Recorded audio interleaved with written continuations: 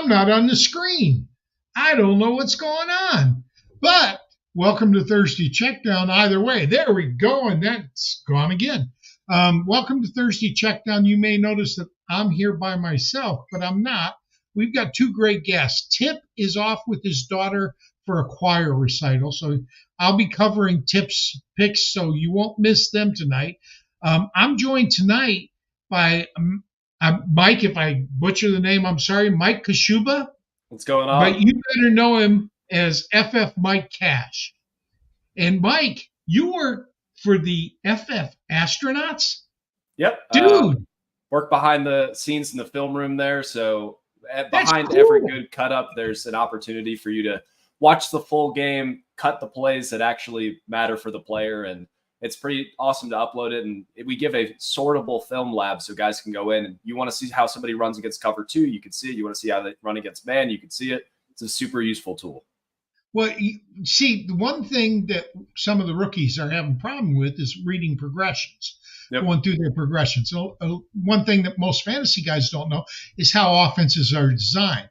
You get to see it. Progressions deep to shallow, shallow to deep, left to right, where they take only a half a field for the young quarterbacks and they don't have progressions to go across the field. You get to see that. You get to learn it. That's cool. Our other guest, you guys don't know him as Hector Rosado. He is Moose Hype on Twitter, and everybody knows Moose Hype. How you doing, Hector? Hey, what's up, Greg? What's up, Mike? Hey, do you want me to call you Moose or Hector? Either way. Everyone who knows me as Hector knows me as Moose. Whoever knows me as Moose knows me as Hector. All right, well, we're going to have fun tonight. The mission at the sports affiliation is basically to provide excellent fantasy information, which is why we get guests like Hector and Mike on, and to have fun doing it. Because if it's not fun, why even bother? None of us are getting rich from this. I mean, I know Joe Bryant personally. He's a good friend. Of all the people I know, he's probably made more money at this than anybody has. Okay? But he's not a multi-trillionaire because of fantasy football. That's just not happening. And I know JC and Iggy behind the scenes, we want to thank the sports affiliation because they produce this and they provide us with the platform, the StreamYard platform. And we want to wish Tipp's daughter an excellent choir recital too. So we want to get started. First of all, Mike, is there any place else besides FF Astronauts where people can find you? Yeah, so I recently got promoted over at Last Word on Sports, so I'm the managing editor for the NFL department over there. You can also find more of my face and my voice if you're looking for that over at Fantasy Football RPG. We go live every Tuesday, and then you can find some news and note segments on Thursday nights. Do you play, or is that wall art behind you? That is wall art. That is a signed. No. I'm talking about the guitar. String. Yeah, I do play very lightly. I'd say Campfire Strummer is about where I'm at. Okay, I could actually read music and play it a little bit, but I could never do lead. I had to always do the rhythm because I'm tone deaf. I seriously can't tell if I hit a wrong note, and that's really bad. Yeah, that feels not great. No, Hector, how long you been doing fantasy football? 28 years now, man. Yeah, it's hard for me to call you a Joe and him a pro, but you guys are both pros. But the way we determine pros and Joes were the people that basically were in the industry creating content. Now, you're in a podcast too, right? No, I'm actually I was trying to develop one over the past few years, and we're entering that field now. We're just trying to iron out some things. So it's just going to be based on sports in general. Okay, well, that's cool. You should get together with JC and Iggy because they're always looking for new content. And you could become part of an affiliation that gives you a background already. So anyway, we're going to get to this really quick because we want to keep it on time. As many people know, Ronnie Evans is a big AI guy with the sports affiliation, and he hooked me up with Connor Ludlow. And Connor runs the Sports Mind AI, which actually answers fantasy sports questions. Now, I'm only interested in fantasy football, but we've basically been asking it to evaluate 3 players each week. And we started with 3 running backs. We did 3 tight ends, 3 wide receivers. This week, for the first time, we actually did flex position. Now, last week we did Dalton Kincaid, Zach Ertz, and Mike Gesicki. The AI accurately predicted Dalton Kincaid would finish first of those three, and then it went and it said that Gesicki would finish second based on history. What they didn't realize was he disappeared last week, and Zach Ertz. So basically, the way I'm scoring it is if they get it exactly right, there's 0 points. So the lower score, the better. If you're off by 1, you get 1 point. If you're off by 2, you get 2 points. So I think the worst you can get is 5, and the best you can get is basically 0. We got 0 the first week, but last week we got 2. He got number 1 right, and he switched 2 and 3. So anyway, their record for the year is basically 4 points total. So this week we asked PPR League, non-tight end required, ranked Najee Harris, Amari Cooper, and Brock Bowers. Now, I also put a poll out for the users. Basically, the top pick was Brock Bowers with 36%. Cooper was 35%, and Harris was 29%. Most of the week, Harris was way ahead of the other two. Okay, my choice would have been Amari Cooper, and I can go into the reasons a little bit later. But we've got an audio from Sir Winnington and Iggy. Tell us what the AI said. 5 flex position. I recommend starting Amari Cooper over Najee Harris and Brock Bowers. Cooper's potential for big plays and steady track record make him the best option among the three.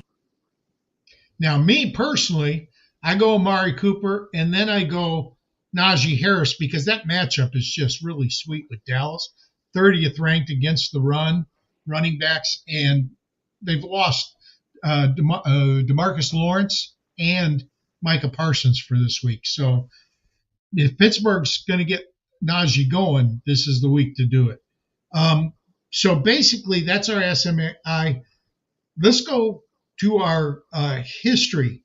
We shifted the order a little bit, but this day in history, October 3rd, 1952, called Operation Hurricane, the Brits' nuclear test was conducted near the Montebello Islands in Western Australia. This made them the third nuclear power in the world behind the U.S. and Russia. So we're a fantasy show. What do we care about nuclear? Well, who is the third-ranked fantasy football player this week? Now, I'll go first, and then we'll go to the pro.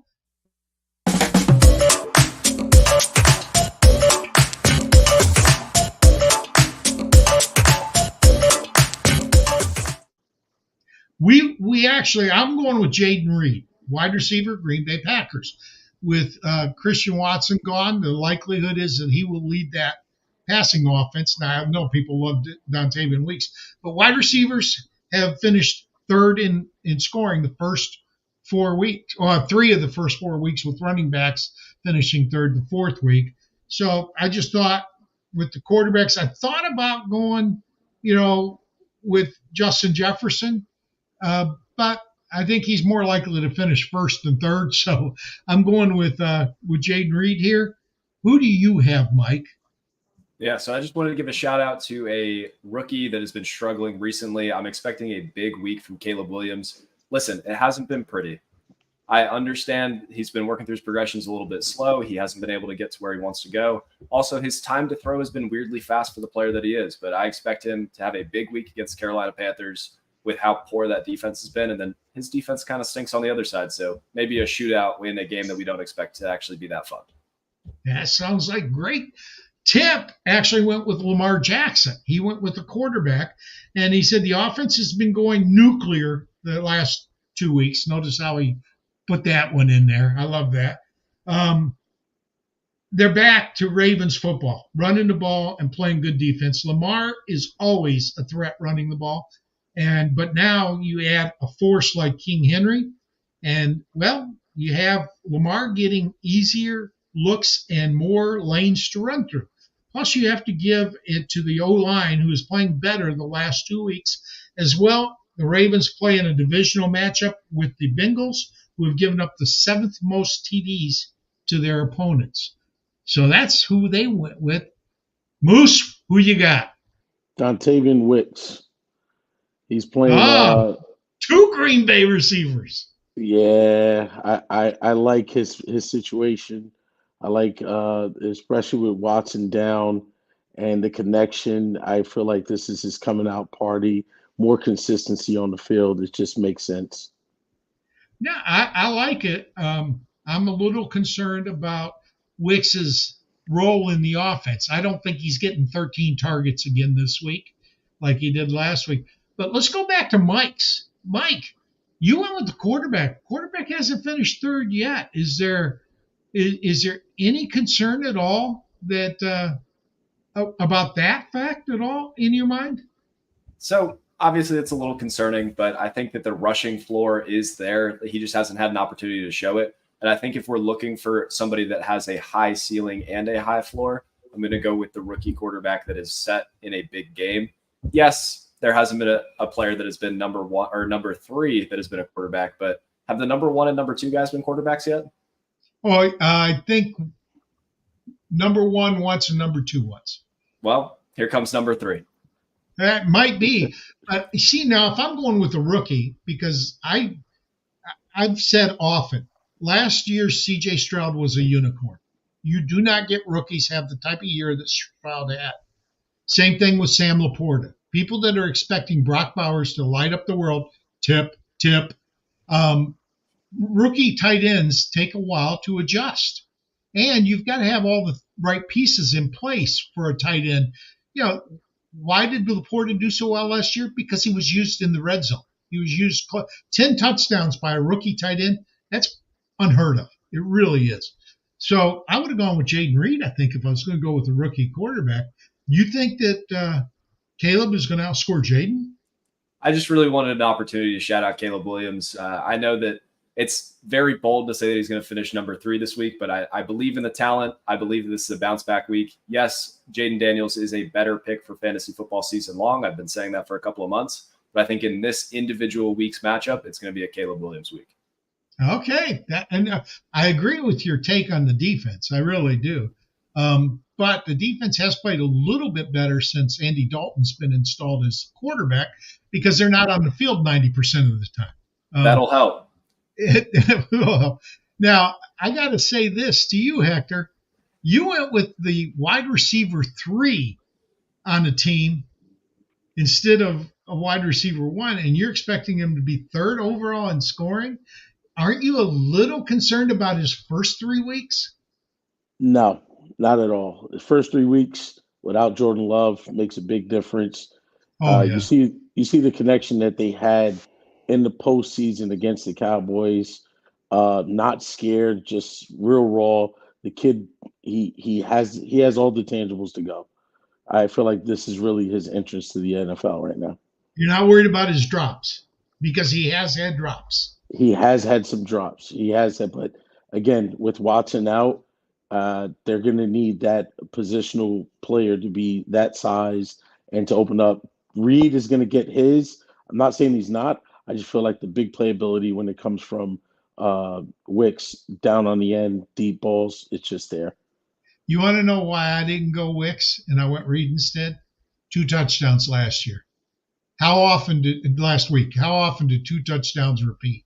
And it's pretty hard to do. Yeah, it's very rare. It is. Very rare. All right, so we stretched this out to get to our 15 minutes so we can get into our next segment. Iggy, what is it?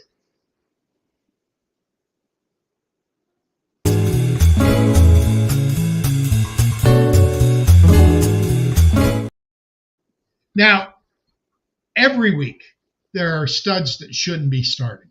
Okay, you can look at your best player in fantasy. I love King Henry this year, but there are going to be weeks where he shouldn't be one of your starters. He's just not going to finish in the top 24, top 25. Every week, every position, it happens. So what I've told people, experts are wrong 40% of the time. I don't care who it is, Hall of Famer, guy that played in the NFL, it doesn't matter. There's so many variables in football. They're going to be wrong 40% of the time. But if you're right 60% of the time and you're gambling, you're going to make a lot of money. Okay, so what we look at is now people take exception with my use of stud. We identify studs as somebody who is top 12 at their position. That's a stud. That's a guy that should be starting if he's going to be top 12 because that's where our starters are. So I want to say, for me, tight end Brock Bowers. Okay. Bowers is the third ranked tight end. So benching him is pretty risky. Okay. Now, but even so, if you look at the scoring for tight ends as opposed to the scoring for running backs or wide receivers or quarterbacks, you're not going to have too many tight ends that can do it. My belief is that the Denver defense is really good. They have forced Noah Fant, tight end 20, Pat Freiermuth, tight end 5, and Trey Otten, tight end 21, and Tyler Conklin, tight end 18, without giving up a single TD or a 50-yard day. So I'm thinking you got to sit Brock Bowers this week because I don't care what happens in the wide receiver group. Tight ends just aren't getting it done. And I'm guessing that tight ends are averaging 7.1 points per game against this team. So I'm guessing tight end 17. Now, for me, that's my guess. Who do you have? Yeah, so I currently have – oh, I thought we were going to me. No, it's you. All right, so Aaron Jones, listen, it's been a wild ride. We've all enjoyed it. The revenge narrative against Green Bay that's going to be coming up, lots of things to like there. But he's going against a tough New York Jets defense that has allowed the 5th least fantasy points to running backs. I think that the offense is due to struggle just a little bit against some improved defense. So of the top 12 guys at their position, Aaron Jones looks like he's somebody that you might find a better option. All right, Mike. Tipp went with running back James Cook. Offense, particularly the run game, just not clicking. Okay. Last week he had the least amount of touches at 10 on the young season. 10 touches is what he came in with. And that's just not going to get it done. And the snap percentage is hovering around 50 to 55%. How do you stay in the top 20, much less the top 12 with 50% touch rate? So last week they could have used Cook in the pass game, but failed to do so. I'd like to see would like to see the Bills commit to the run a little bit more. But before we can fully trust Cook, I think he finishes outside the top 25 this week. Your turn. Let's go, Moose. I'm looking for Kyler Murray. Sit him down. You see what's going on over there. It kind of finding their ways in, but going against this defense is going to be problematic. Yeah, you don't like the Kyler, man. I got to ask you about that. Okay, Kyler's a threat running the ball as well as throwing the ball. Who's he playing this week? He's playing the. Wait a minute. I had that written down. I'm sorry. Play the 49ers. The Niners. There you go. I'm trying to lost thought. Yes, he's playing the Niners, divisional rival. From the looks of it, it just they play him very well, and I feel like getting McBride is going to have to build that rhythm. But I just think they shut him down. Yeah, but Kyler Williams, running back, right? You're going to shut down a. No, it's a Kyler Murray. Kyler Murray, sorry, yeah, quarterback. That's easier. You just got to knock him out of the top 12. You don't have to knock him out of the top 24. You have any questions about it there? I had some questions for you about Brock Bowers real quick, if you want to go back. Okay, go ahead. Yeah. Hey, so on the Raiders right now, target earners, we have Devontae Adams, number 1. He's not playing this week. We have Jacoby Myers, number 2 with 27. We have Brock Bowers, number 3 with 24. Across all tight ends, number 1 for targets, Dallas Goedert. Number 2, Brock Bowers. with the state of the tight end position these days, I don't think there's somebody that's going to give you the same volume that PPR leagues. He's going to give you a pretty safe floor. For somebody that's going to be the top 2 target on their offense and plays tight end, I don't think we can think of him as a tight end. We have to think of him as an offensive weapon, and I'm going to start him with confidence. Maybe it'll bite me in the butt. Yeah, maybe. What do you think, Moose? Well, looking at Brock, I actually like the choice. Mike makes a lot of good points there, but at the same time, if they only have that option there, no Devontae, that's all they have to worry about shutting down, then they can suffocate that very easily. Tight ends has been very sketchy this year, as we know. Yeah, you move a safety right over top of the tight end, and then throw in a nickel corner. I don't really see it. So, do you have any questions about Moose, Mike? Listen, I think the Kyler Murray take, I understand it because with quarterbacks, the roller coaster that happens it's pretty hard to predict. I do think that Kyler provides a pretty safe rushing floor, and his connection with Marvin Harrison Jr. has been growing. Whether or not Trey McBride plays this week, going to be tricky for whether or not the ceiling is there. But I don't think you're finding somebody on waivers this week with the amount of bye weeks going on, your injuries to studs already. I think you're probably not finding a better option than Kyler Murray, but we'll see.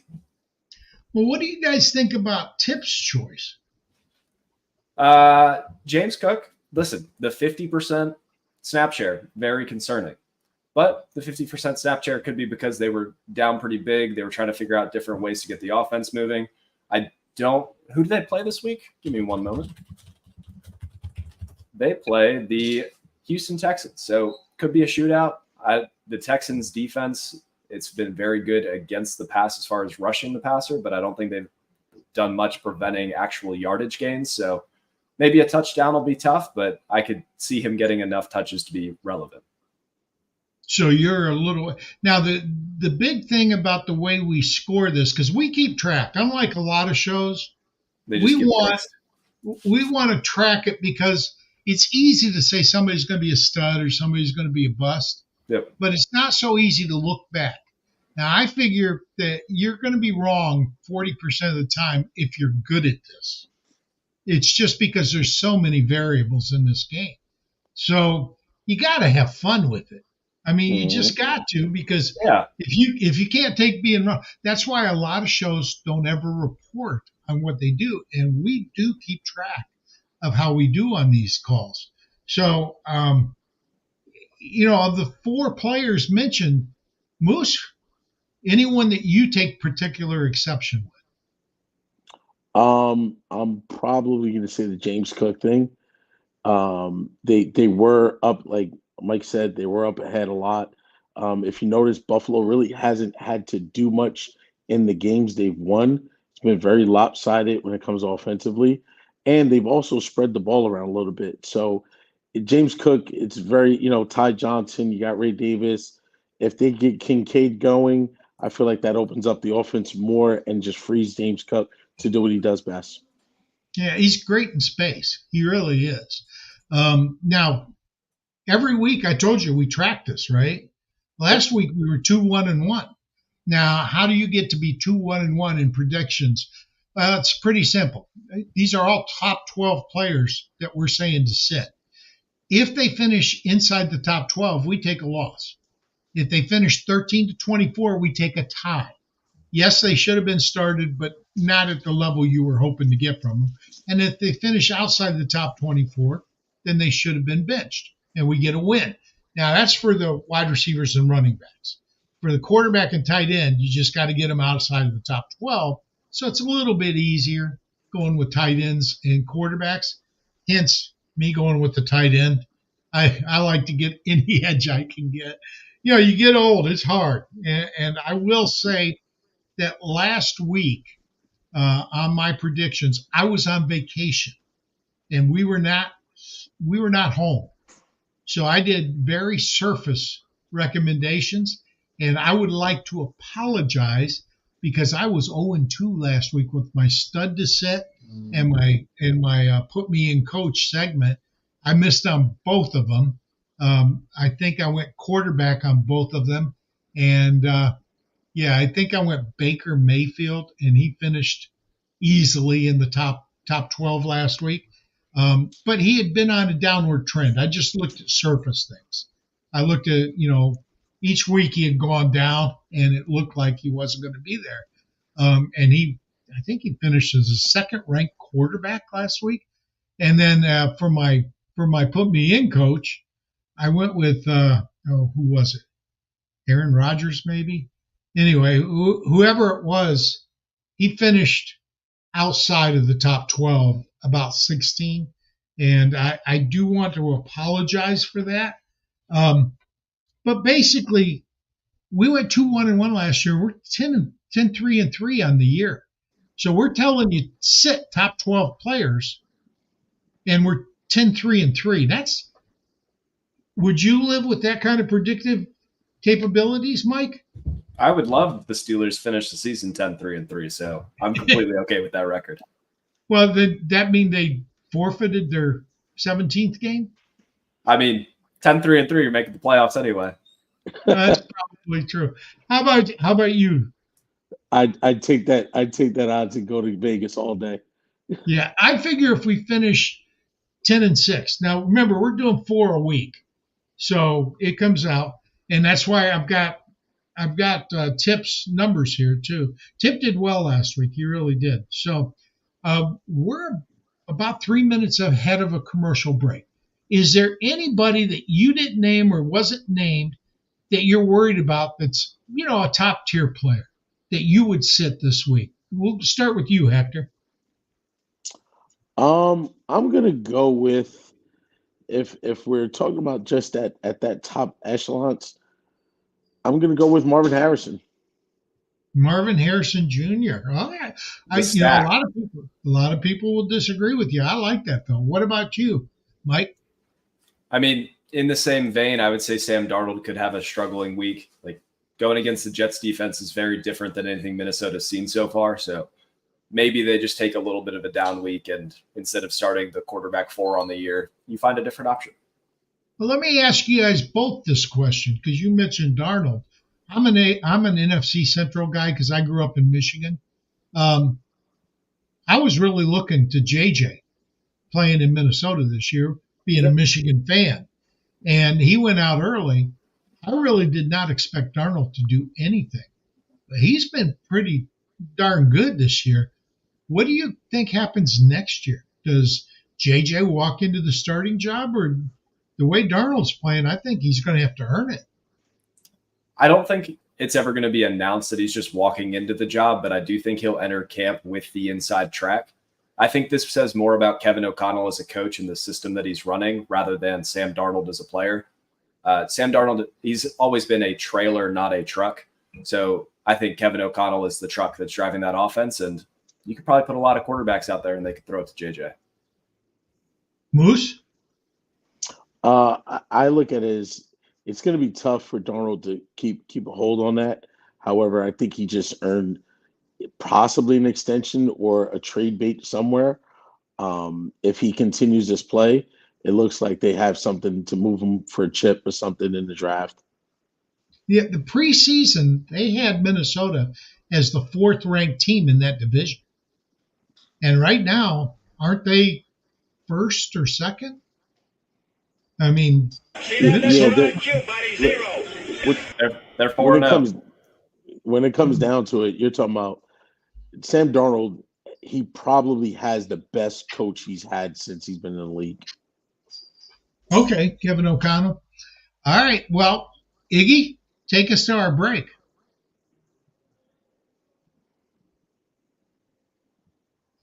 Iggy, take us to our break. Find your win tuition. Oh, Iggy. That was a short break. It was a good break. Yeah, well, it's supposed to be about a minute and a half. Iggy? Find your win tuition and elevate your sports betting with BettorTakes. BettorTakes examines your betting history to uncover hidden areas that cause bankroll leaks. Uncover patterns and biases so you can break the cycle of mistakes, avoid weaknesses, and play into your strengths. Our advanced stats offer unparalleled granularity, helping you immediately spot problem areas that could be affecting your success. Use the BettorTakes Edge Score to gauge your expertise for each potential bet, providing clarity and confidence in your decisions. Take control of your betting journey.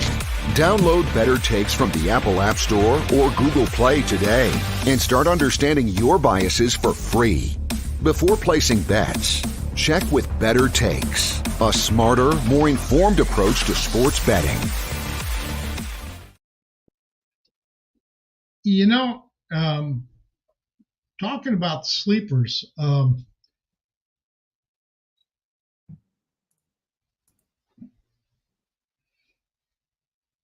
We can still hear you.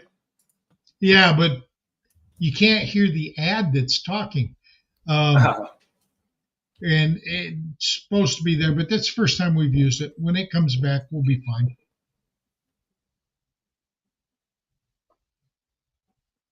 Anyway, our next topic is going to be sleepers to start. And my printout looks like it's a little messed up, but, you know, just as important for your success as naming your starters to sit. People think, you know, just go with your studs. You're not going to win doing that because too many studs have, you know, underperformed at certain times. You have to know what weeks to play them and what weeks to find somebody else. Well, same thing happens with your sleepers. Now, what we want to do is we want to find somebody that's outside the normal starting range. That would be somebody 13 or lower at quarterback or tight end and 25 or lower at running back or wide receiver. But we think they're going to finish in the starting range. Now, for a wide receiver that finishes 23rd, that's still a starter in a 12-team league if you have two mandatory wide receivers. So we give points for that. So basically, what we want to do is we want to identify sleepers to start that can make your week and eventually make your year. This is much harder than finding studs to sit. It really is. And it's the first year we've tried it, but like we do with studs, our Put Me In Coach segment is being tracked. And last week we were 1-3. So you can see it's a little more difficult because we're going for guys that are a little bit deeper. But we are 7-9 for the year, and we're hopeful to get up to 500 this week and then pull away later as we get better at it. So some players are screaming, "Put me in, coach." These are the players that we hear. All right. So for me, and I know you guys are going to like this, Dontavian Wicks. I didn't predict him to be third, but I do predict him to be a top 24 wide receiver this week. Christian Watson suffered that high ankle sprain, and it's going to keep him out. Okay, we don't know how long, but it's going to keep him out this week for sure, which means that every third receiver set, Wicks is going to be on the field, and he's got a pretty decent quarterback in Jordan Love. So Dubs has that hand injury, and he's listed as limited, but he will play. Now, how much it'll impact him? It seems to have impacted him already this year. So it impacted his practice. This means at worst, Wicks will be the third receiver on the field in all three receiver sets. And to me, it's all about the matchup. The Rams have been torched by receivers. They've given up 23 catches for 448 yards and 7 touchdowns. That's an average of 5.8, 112, and 1.8 touchdowns to the leading receiver against them. That's not to all receivers. That's to the leading receiver each week against them. And the leading receiver is not always the guy you expect it to be. You know, I expect, as I said earlier, for the leading receiver not to be Dontavian Wicks. I expect it to be on the other side. So both Rams quarterbacks are graded below 55, which is replaceable. by the PFF grading. So to me, I want to see Dontavian Wicks. I just don't think he'll be the third leading scorer in the league this week. Okay, let's go to you, Mike. Yep. So last week was a heartbreaker for a lot of us. Rashee Rice, who was looking like one of the big values in the draft, went down. They're still trying to figure out if it's an ACL tear, an ACL injury, a knee contusion. Like, I don't know. I didn't know that it took this long to figure it out. But while he's gone, they're going to need to replace him in the aggregate. I'm not saying that all of these touches are going to go to the same person, but if we can get Xavier Worthy 1 or 2 more touches a game, every time he touches the ball, there's an opportunity for a house call. So I'm going to start Xavier Worthy. I'm going to hope for a high spike week, and 4 or 5 catches, he's going to get the opportunity to house one. Okay, now I actually like that call. My concern with Xavier Worthy is opportunities. I mean, is he going to be throwing the ball enough to get the opportunities he needs? Because I think the kid's talented, and he does drop the ball, but he's a rookie, so you're going to have some drops. Yeah, I think he's going to get the opportunities because, I mean, Rashee Rice goes down. Travis Kelce is approximately 7,000 years old. The wide receiver 2 on this team is Juju Smith-Schuster, Justin Watson. Like, there's a lot of guys that don't get. Hey, I like Watson. I like Watson too from a real NFL perspective, but from a fantasy perspective, somebody's going to have to catch the ball. I'm excited for Xavier Worthy's opportunities. All right. Tipp went with Josh Downs, another wide receiver. That seems to be a theme here. We're all going wide receivers. We're closely watching the practice reports of Anthony Richardson, the hip, including Josh Downs, who had a breakout game last week with 8 catches, a TD on 9 targets, with most of the production coming with Joe Flacco. Now, I know Tipp. I talked to him before he went to the recital for his daughter, and he's really hoping Flacco gets another start or 2. It's not looking like that. It looks like Flacco will be back on the bench this week. But with Flacco leading the way, Chris Ballard, the GM, needs props on the free agent signing because, picking this guy up has been actually very good for that team. The next 3 games are Jacksonville, Tennessee, and Miami, all winnable games and plus matchups for Downs. He's not sure when Anthony Richardson comes back. I think it's this week. But he thinks that the Colts keep Richardson out at least this game. He thinks he's out this game. I think he's in this game. He wants you to fire up Downs. I think Downs can succeed with Richardson. I just think Richardson's kind of up and down. What are you guys' thoughts on that? Start with you, Hector. So Richardson, you're talking about a young guy who's he's only probably 20th game, if that, and ever, right, including high school. He's just a pure physical guy that's just trying to earn his way, and he's going to have to get the respect of the locker room, so he's just going to have to tough these things out in the NFL as a quarterback, and if he doesn't, he'll lose the locker room real quick. So, all right. Mike, do you have any thoughts on Richardson or Flacco? Who gives Downs the best chance to succeed? I will say this week, Joe Flacco indubitably gives Josh Downs a better opportunity to succeed. But from a season-long or even a dynasty perspective, we need to see Anthony Richardson take that next step. We saw him as a prospect. I wrote my scouting report for him, like he can throw a strawberry through a battleship. He has all of the arm strength and the arm talent in the world. We just need to see him work on his footwork and some of his little mechanics. If he can figure those out, Josh Downs is going to eat in the short and intermediate areas of the field. We just haven't seen it yet. There was this weird statistic floating around the first 3 weeks. Anthony Richardson had a higher completion percentage on passes over 20 yards as compared to under 5. That's not that shouldn't happen, but that just shows how talented the arm is. We just need to get him to stop throwing laser beams at his running back out of the backfield. Moose, your turn, buddy. Yeah, that's something that happened. Remember that happened with Kaepernick too. And, it's funny because they have very similar play styles, and it's just something that they got to figure out, the soft touch on the ball. And, when you got these guys coming out the backfield on flats, they can't have a ball screaming at their helmets,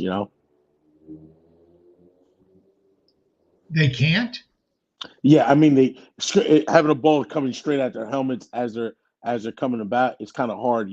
Running backs like to get the ball as well as see the linebacker coming straight to hit them head on.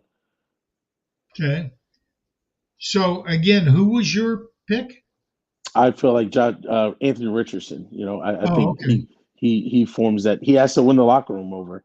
And the only way you do that is being on the field and giving Is you he guys going to do chances. it running the ball, or is he going to do it throwing the ball, or a combination? A little bit of a combo. I'll say thrown this week. He'll build some confidence with Josh Downs underneath. He hasn't had him on the field. They had the tough injury entering the season. So Hey, Mike Tipp is going to love it if Anthony Richardson is top 12. I mean, because Downs really only has to be top 24 to be a win. Yeah, it feels very doable. Michael Pittman's kind of been letting us down early in the season. Like we saw him come on late in the Steelers game, but I'll tell you, big Steelers fan, watched every snap of that game. The offense was scarier when Anthony Richardson was on the field. They were moving the ball at ease. They were able to get easy first downs. He was able to make a couple of those big plays. The issue was every once in a while he would just sail A.D. Mitchell running an easy out. He would sail his running back making an easy check down. So if he can clean those up a little bit, he's going to be a force to reckon with. All right. Well, we're about 3 minutes early, but we do have some mailbag questions. So, do we have a mailbag intro, Iggy?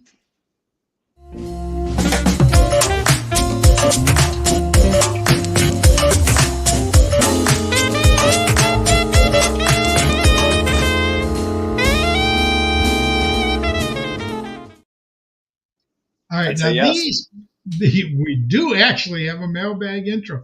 Iggy does a good job producing for us. He really does. And JC is well behind the scenes. We do want to thank the Sports Affiliation for giving us this platform. I'm in a spare bedroom, basically. You guys got stuff in the background that's worth doing. I got a window. Okay. So, but I usually blur it, but I didn't bother today. Follow us on Twitter. Okay. Thank you. But we have fun with this. Now, the mailbag is basically us reaching out to our audience. If you guys have a question that you want us to address, we bring people on like Moose and like Mike to help with your questions so you get a variety of opinions on it. So we've got plenty of time to answer them tonight. And we're going to start off with from Jeans. Where do you see Davante Adams going? And how long do you feel he will be sitting out until a deal is done? I got offered Adams for Brian Robinson Jr. Would you do it and see where he goes? Let's start with you, Mike. Yep. So just check the updated odds for where Davante Adams is going to go. Betting favorite is the New York Jets right now. They are the favorite by a lot. Saints, number 2, and the Commanders, number 3, and Steelers, number 4 are tied. So it could be anyone, obviously, but I think the Jets make a ton of sense. They have the room in the cap space. If they can get Rodgers, his good buddy Davante Adams, and let him maybe squeeze another year out of Rodgers by doing that, I think it's worth a shot. I prefer the Adams side in a vacuum, but I would need to see like how the rest of your roster looks. If you're hurting for a wide receiver, go get Adams. If you really need a running back for the next couple of weeks, stick with Brian Robinson. I think he's been severely underrated, and what Jaden Daniels has done for that offense has opened up a ton of rushing lanes, and Brian Robinson's getting a little more catches than we expected him to. So really, it's fair-ish. I prefer Adams without the other context. Okay. And Mike, I got to ask you, you agree? Oh, excuse me, Mike. Moose, do No you worries. agree, Mike? I like the Adams side. I would love it if he were to end up at the Commanders. That would be something really special to see. Yeah. That's just it would open up that offense so much. Then you have Brian Robinson on the other side, and talking about trade. It's tough to see because you really need to see the backfield on your roster. At the same time, Brian Robinson is dealing with a little knee injury. So you're dealing with two players that are kind of necked up at the moment. And you can probably buy some time if you can withstand losing Brian Robinson at this time to gain a Davante Adams. even if he ends up in New York or any of those offenses, it's likely an upgrade from what he has in the Raiders and what they're doing and how they run their offense, you know? Yeah, it's just hard to get a running back because there's basically 32, maybe 36 that get significant snaps in a year. And with bye week starting, you got 4 or 5 teams on bye every week, so that takes running backs away. Personally, I think it's impossible to know where he goes. Hmm. We just don't Yeah. know. So I And don't like to guess. I've heard KC, I've heard Buffalo, I've heard Pittsburgh. The odds are changing every day. You don't know who to believe. I don't think he'll go to KC because it's a divisional rival. And boy, would he love to just smack it back in the Vegas face for the KC team. Now, with Rashee Rice likely gone for the year, KC could use him. They really could. He's really a talented guy. Um, I would, as for a trade, it depends on your scoring system, your lineup requirements, and your roster construction. Robinson is consistent, scoring between 10 and 20 points in every game. Okay. Uh, but if you have to start 3+ wide receivers, then Adams is on the right team, could be very impactful. So it's a risk, but depending on your situation, potentially worth it in my mind.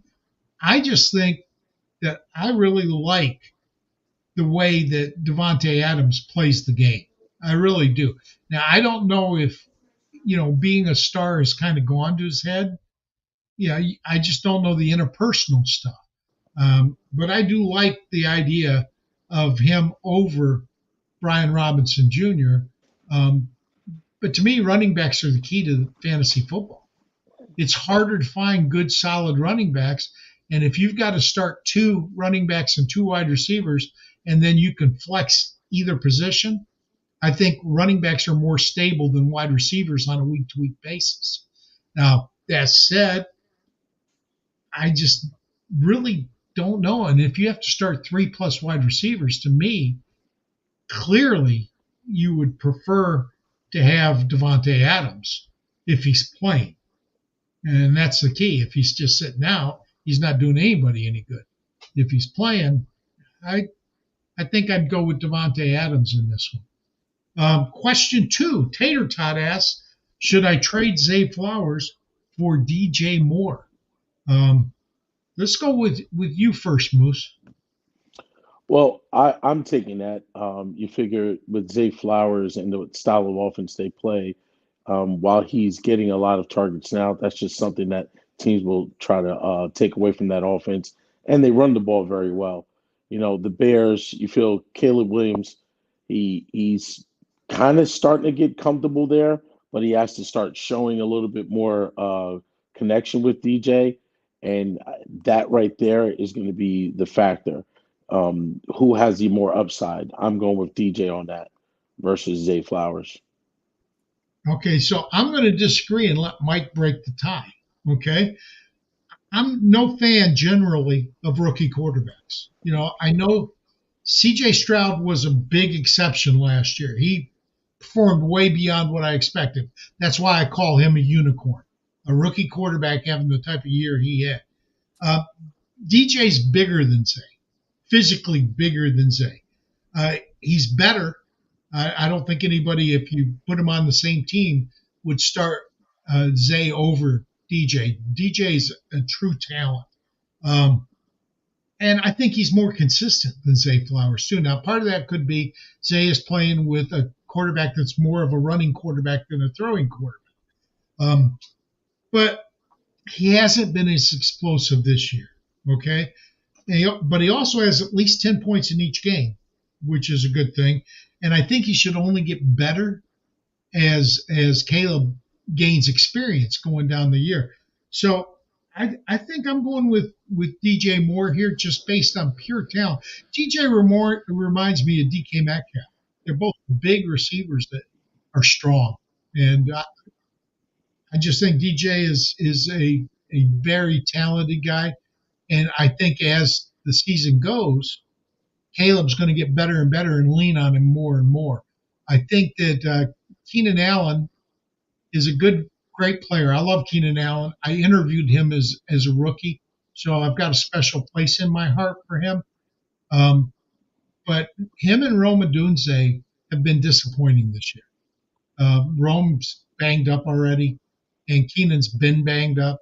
So, Mike, break the tie. Is it DJ or? Yeah, so I think this is going to be a classic. Do you want upside? Do you want security argument? If you want a nice, cozy, warm 10 to 12 points per game, go ahead, stick with Zay Flowers, enjoy the 5 catches for 50 yards and maybe a touchdown. But if your roster's in a position where you can go chase the upside, maybe Caleb Williams gets better, maybe Keenan Allen continues being banged up, but maybe Shane Waldron gets fired and we actually get to see a real offense in Chicago. There's a lot of ways that DJ Moore can become a more competitive piece for your roster. So the way that I play, I would chase those points and chase the upside. But I know that some people prefer the nice, cozy 12-point blanket. Does the fact that DJ plays his home games in the Windy City impact you at all? Either of you. Let's start with you, Mike, and then go to Moose. Yep. I would say no, but to completely ignore the weather is not ideal. But on the flip side, Zay Flowers plays in Baltimore, which I don't know if you've ever been in Baltimore in December. It is disgustingly cold. It is very snowy, and weather can be an impact there as well. So if we were talking about maybe a Rams player or a Lions player where they get to be in the dome, yes, it would be a bigger factor. But comparing Baltimore to Chicago, I don't think it should play a factor here. How about you, Moose? I agree with Mike there. Maryland can be very tricky. It's right on the water. Yep. But you're talking about maybe 1 month, so you're probably talking about 4 to 5 games max that's going to affect him. And Zay Flowers, you're also talking about Lamar Jackson. He has a strong enough arm to combat that. But yeah, I think it's worse in Chicago. You're talking about the Windy City. It's snowing. The Great Lakes is just going to wipe a lot of those throws out. I grew up in Michigan, and my last 4 years in the Army was at Fort Meade, Maryland, which is just outside of Baltimore, about halfway between Baltimore and Washington, D.C. I'm very familiar with the Baltimore weather. I got to tell you, I would much rather go to the inner harbor of Baltimore Completely fair. Than any place in Chicago, especially in December. I did New Year's in Chicago a couple of years ago. That was a mistake. First and last, huh, Mike? First and last. Yep. We went back in the summer the next time. Yeah, always in the summer. Great time. Hate First Sports asks, should we consider Mark Andrews a drop candidate? I'm going to give my opinion first here. Drop? No. Trade? Absolutely. Andrews just isn't being targeted right now. I don't see that continuing, but I don't know when it's going to change. And so I would absolutely try to trade Andrews. And, most times I don't keep a backup kicker, defense, or tight end because I want to be loaded up on running backs and wide receivers. That said, if I've got Andrews, I better have a backup tight end. I just have to. Okay, let's go to you, Mike. You're first. Yep. So I did a little deep dive into what's going on with Mark Andrews over for Last Word on Sports a week ago. And listen, it's not pretty. The snaps are going down. When he's on the field, he's being asked to block more. And even when he gets the ball, he was second in the league in the difference between expected yak, which is from Next Gen Stats, saying like how far they should be able to run after the catch, compared to where he actually ended up on the play. So he's lacking explosive plays, lacking touches, and lacking involvement in the offense. It's great to go grab, say trade Mark Andrews for someone, but everybody else, they have that stink in the air about him. They're not interested in him. So if you can go pick up, this is wild to say, and a month ago you would have been laughed at. If you can go pick up Tucker Kraft from the Green Bay Packers over Mark Andrews, I would do that in a heartbeat. Okay, your turn, Moose. And Iggy, leave that question up on the screen. We'll get to it next. Yep. I'm going to say stick and hold. Go grab somebody that can go grab a Tucker Kraft. If you need the roster space, that's one thing. But if you can find a place on your roster, stick and hold with Mark Andrews. Just on pure ideas that you got to figure it, like as we said, it gets colder, it gets different, passes get shorter. Teams like to run the ball. And while the stats are telling you one thing, which it's proven, Mark Andrews is looking very abysmal. You're probably not going to get much value out there on the trade block. So if you can stick and hold for the bye weeks, he can probably give you top 12, maybe top 8, one or two of the weeks in the bye weeks, and we got to stop looking at things in a microscope. You know, we're it's early in the season still. Mark Andrews is the only tight end that has surpassed on a points per game basis Travis Kelce over the last 7 years for a year. He's the only one that's done that. And so getting rid of him, I don't like that idea at all. But if somebody really loves him and offers me a blockbuster, I'll trade anybody. It doesn't matter to me. Jose Avalos, I think I pronounced that right. Avalos. Hello, I got Christian Kirk, DJ Moore, Brandon Ayuk, Jordan Addison, Rome Odunze, Khalil Shakir, and Rashid Shaheed. Boy, I remember all those names. I need a wide receiver 1 and 2 and 2 flexes, please. So he's got 1, 2, 3, 4, 5, 6, 7 players listed. 1, 2, 3, 4, 5, 6, 7. So we've got to bench 3 of those guys. I'm going to start with Moose on this one. Moose, who are you benching? I don't think it matters. I will say this. If you're going to choose one of the players that is playing on Thursday, you put him in as the wide receiver. You want to keep your flexes available in case somebody gets hurt. So other than that, I don't think it matters who's the wide receiver and who's the flex. Go ahead, Moose. I'm benching Christian Kirk, Jordan Addison, and Rome Odunze. All right. Do you agree with that, Mike? I agree with Addison and Odunze. The Kirk, it depends, PPR league, standard league. Kirk has been earning a lot of targets since he's come back. I mean, it's tough. Like Shaheed, the spike weeks are there, and like you want to chase those.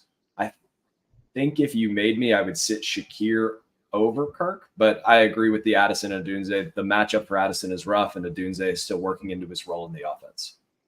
I agree with Addison and Odunze. I love Addison, by the way. I really do. Can you put that back up? I can't finish my thought without seeing it, Iggy. Bring it back. Anyway, I was not going to bench Kirk. Yeah, I know. Brandon Ayuk has been underperforming all year. I would sit him this week and leave Kirk in my lineup and DJ Moore and Shaheed. Shakir's just, he's on the best offense. So, you know, we've got to keep him in there. All right, go to the next one, Iggy, if you can, and we'll answer that one. And then we'll wrap up because we're at 58 minutes. I have Jonathan Taylor and Bucky Irving. I start Irving today and wait if JT will play. I don't like that thought. Bucky Irving's just not getting a big enough role. If one of them's in a flex, I would probably keep JT in and wait for the Friday practice report, because if he practices, he's playing. Now, if you've got to make a decision right now, then you've got to go with Irving, who you know is healthy. But boy, I don't like sitting JT before Saturday, before I know that he's not playing. How about you, Mike? Yeah, I would do anything you can to find different running backs to plug into your RB1 and RB2 slot if that's the kind of league that you play in. Bucky, it's great, it's exciting, but I just can't see him like getting a big enough role in this offense that he's going to pay off, as opposed to what Jonathan Taylor can do with a full workload. So if you have no other options, it is better to start Bucky, because it looks like Taylor's trending towards a game time decision, but I would try and find something with more flexibility first. All right, I'm going to skip you, Moose, on this one because we got one more question I want to get to, and we're already at 16 seconds left. So question 4, Tyler asks, who would you prefer, would you rather roster? No explanations, Dontavian Wicks or Jacoby Myers? For me, it's Wicks. I just think the upside's better. Wicks all day. Myers if Adams gets traded. Okay. Well, I don't think Myers outdoes Wicks, but okay. So we're done. We're at our hour, but rather than just close it out, once again, tell us where they can find you on Twitter, anywhere. Let's start with Mike and then go to Moose. Yep, you can find me on Twitter at FFMikeCash with a K. You can find my written content over at Last Word on Sports, and then you can find my podcast, Fantasy Football RPG. I would take Fields over Cousins. I love Cousins, but I agree. And I would take, it's tough. I'd probably take Geno over Richardson as well, because Geno's been throwing the ball out. How about you? Where can we find you, Moose? At Moose Hype on Twitter, common spelling, MOOSEHYPE. And I'm taking Fields as well. All right. So, guys, I want to thank you dearly for coming on. And I do want to invite you both back, but in the off season, because during the season, we only have a Pro and a Joe one time. So I want to thank you sincerely for coming on. And next time, Tipp will be with us. So take care. Hopefully she had a great recital. Yep. Send the videos. We want to hear it. Take the phone.